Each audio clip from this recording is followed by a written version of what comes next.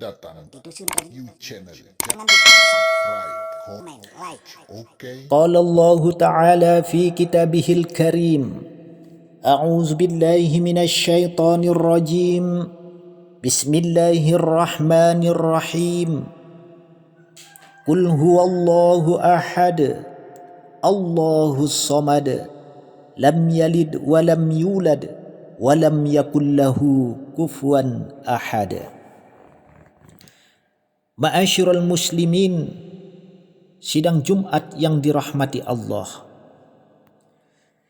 Sesungguhnya jalan menuju surga itu teramat banyak meskipun pintunya cuma 8. Sebagaimana jalan menuju neraka pun sangat banyak meskipun pintu utamanya hanya 7 buah.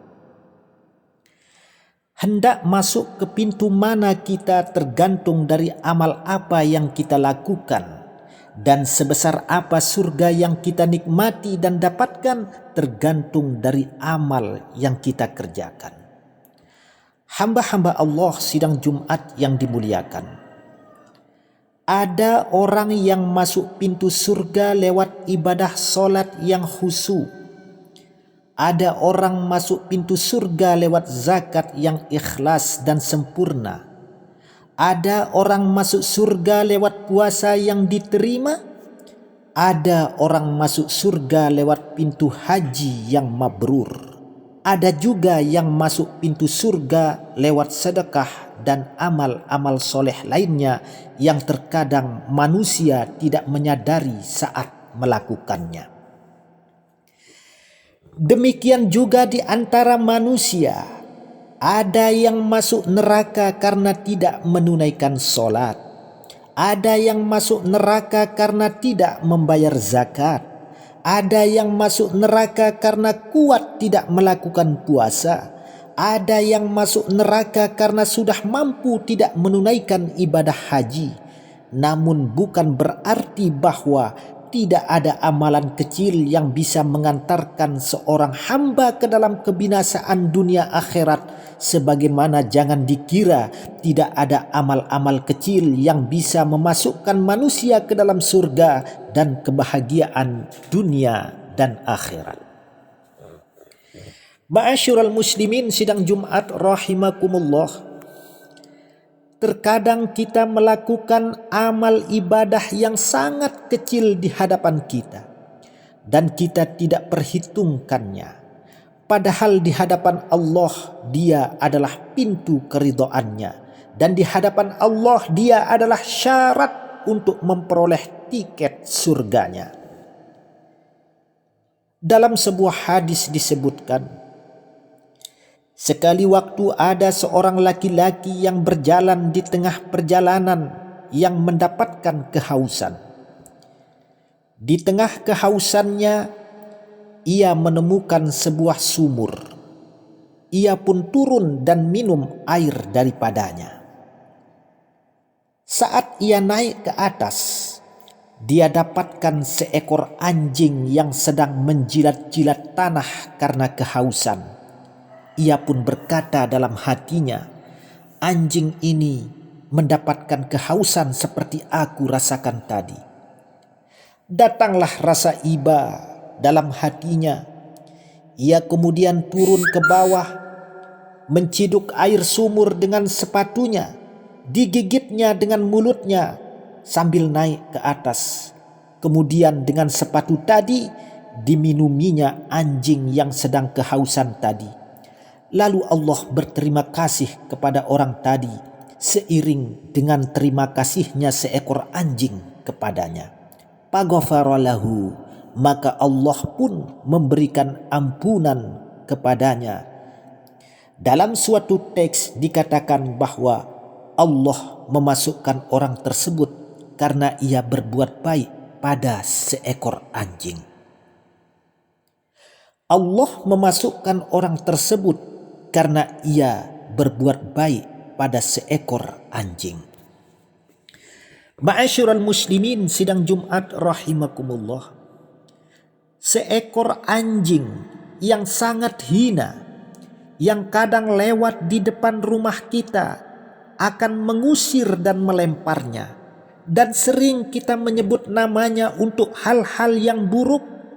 Ketika kita marah pada seseorang, ketika kita bertengkar, ketika kita benci, kita sebutkan nama anjing di hadapan mukanya. Betapa buruknya anjing ini.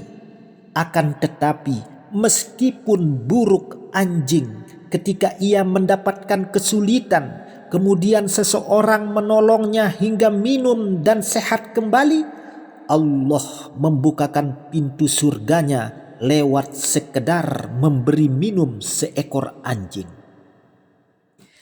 Kalaulah memberi minum seekor anjing saja telah mengantarkan seseorang mendapatkan ampunan Allah dan memasukkannya ke dalam surga, bagaimana jika yang engkau beri minum adalah anak-anak yatim? Bagaimana yang engkau beri minum adalah anak-anak yang tidak mampu? Jika yang engkau beri makan orang miskin, dan jikalau yang kau berikan santunan adalah orang-orang yang tidak berpunya. Ma'asyiral muslimin sidang Jumat rahimakumullah. Namun sebaliknya Allah Subhanahu wa ta'ala juga dapat saja memasukkan seseorang ke dalam neraka, bukan karena ia tidak sholat, bukan karena tidak zakat, bukan karena tidak puasa, bukan karena tidak haji, bukan karena yang lainnya. Bisa jadi karena amal kecil, perbuatan kecil yang tidak ia perhitungkannya. Dalam sebuah hadis riwayat Bukhari dan Muslim diceritakan yang artinya, ada seorang wanita di dalam suatu cerita disebutkan ia adalah ahli ibadah, rajin sholat malam. Namun ia divonis masuk ke dalam neraka. Kenapa? Fi hirratin, hanya gara-gara seekor kucing saja. Apa yang ia lakukan terhadap kucing tadi? Sajanatha mautat, ia mengurungnya sampai kucing itu mati. Lahiyat amadha, sang wanita jangankan memberi makan kepada kucing tadi, wasaqatha, jangankan memberi minum kucing tadi, istahabasatha, bahkan ia mengurungnya. Lahiya tarakatha, bahkan ia tak memberikan dan melepaskan kucing tadi makan dari rumputan bumi.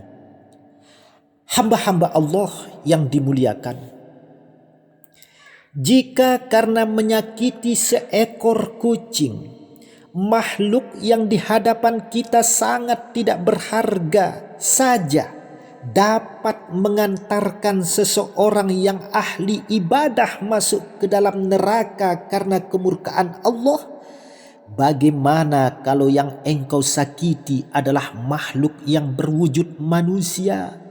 Bagaimana kalau yang engkau sakiti adalah saudaramu sendiri? Bagaimana kalau yang engkau sakiti adalah makhluk yang berwujud manusia?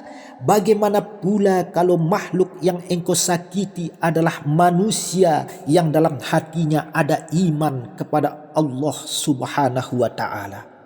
Bagaimana pula kalau yang engkau sakiti saudaramu sendiri, saudara yang memiliki syahadat yang sama, memiliki kewajiban-kewajiban yang sama? Tentu kemurkaan Allah jauh lebih besar daripada menyakiti binatang tadi. Hadirin sidang Jumat yang dirahmati Allah, semoga khutbah singkat ini ada manfaatnya bagi kita semua, dan mudah-mudahan kita tetap diberikan kesehatan sehingga kita dapat melaksanakan kewajiban-kewajiban kita sebagai umat beragama. Barakallahu li wa lakum fi kitabihil aziz, wa nafa'ani wa iyyakum bima fihi minal ayati wa zikril hakim. wa taqabbal minni wa minkum tilawatahu innahu huwal ghafurur rahim.